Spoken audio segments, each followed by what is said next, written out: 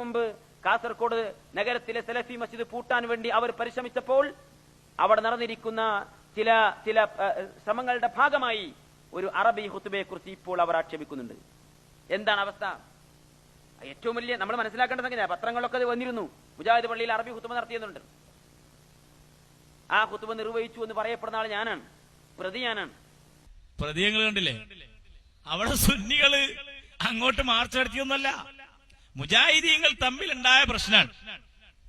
കിട്ടിയ മിമ്പറിൽ എന്തൊരു ഇസ്ലാമാണ്, എന്തൊരു ഇസ്ലാമാ! 10 കൊല്ലം കൊണ്ട് കേരളത്തെ മുഴുവൻ ഇസ്ലാമിക രാജ്യാക്കൂ എന്ന് പറഞ്ഞ ആളുകളാണ്. നിങ്ങൾ മനസ്സിലാക്കണം, ഇതുകൊണ്ട് അവസാനിച്ചില്ല. ഇനിയും നിങ്ങൾ കേൾക്കാം, മുജാഹിദ് മൗലവിമാര്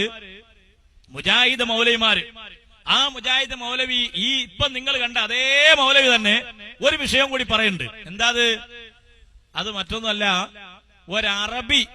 അറബി മുജാഹിദിന്റെ പള്ളിയിൽ വന്നപ്പോ കുറച്ചുകൂടി പൈസ മുജാഹിദീങ്ങൾക്ക് കിട്ടുമെന്ന് കണ്ടപ്പോ അവിടെ അവര് അറബിയിൽ തന്നെ ഖുതുബ നടത്തി എന്നാണ് മൗലവിമാർ എന്നെ പറയുന്ന ഭാഗമാണ്. അത് നിങ്ങളൊന്ന് കേട്ടോളൂ. ഇത് ഒരു പത്ര റിപ്പോർട്ടാണ്, മുജാഹിദ് പള്ളിയിൽ അറബി ഖുതുബ. ഇത് നടന്നത് എന്റെ തൊട്ടടുത്ത പ്രദേശത്താണ്. ഞാൻ വായിച്ചു കേൾപ്പിക്കാം. തിരൂരങ്ങാടി മുജാഹിദ് പള്ളിയിൽ ജുമുഅക്ക് അറബി ഖുതുബ നിർവഹിച്ചത് അണികളെ ആശയക്കുഴപ്പത്തിലാക്കി. പെരുവള്ളൂർ സലഫി മസ്ജിദിലാണ് കഴിഞ്ഞ വെള്ളിയാഴ്ച അറബിയിലുള്ള ഖുതുബ നടന്നത്. ഗൾഫിൽ നിന്നെത്തിയ ഒരു മൗലവിയാണ് അറബിയിൽ ഖുതുബ നടത്തിയത്. നിസ്കാരശേഷം KNM ഔദ്യോഗിക വിഭാഗം മണ്ഡലം സെക്രട്ടറി K കുഞ്ഞാലൻകുട്ടി മദനി ഖുതുബയുടെ മലയാളത്തിലുള്ള വിവർത്തനവും നടത്തി.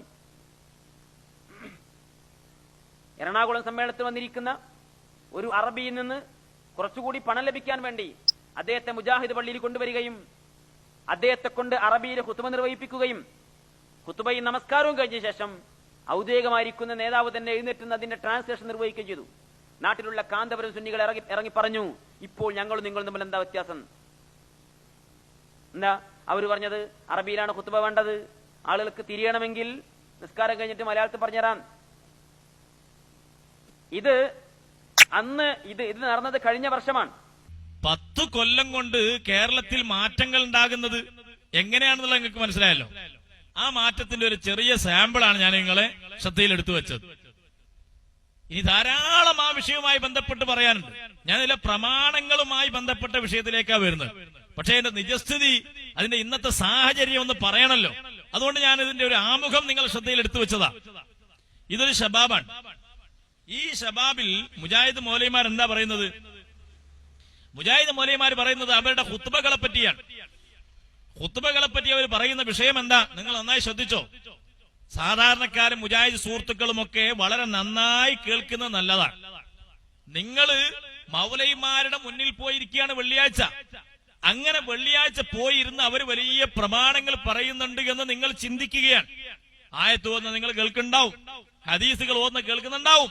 പക്ഷേ അവര് ഹദീസും ആയത്തും ഓതി ദുർവ്യാഖ്യാനിക്കുകയാണ് വെള്ളിയാഴ്ചത്തെ നിങ്ങളുടെ മിമ്പറുകളിലൂടെ എന്ന് നിങ്ങളെ പത്രത്തിൽ നിന്ന് വായിച്ചു കേൾപ്പിച്ചാലോ? നമ്മുടെ ചില ഖത്തീബുമാര് ഇതൊന്നും കണ്ടിട്ടില്ല.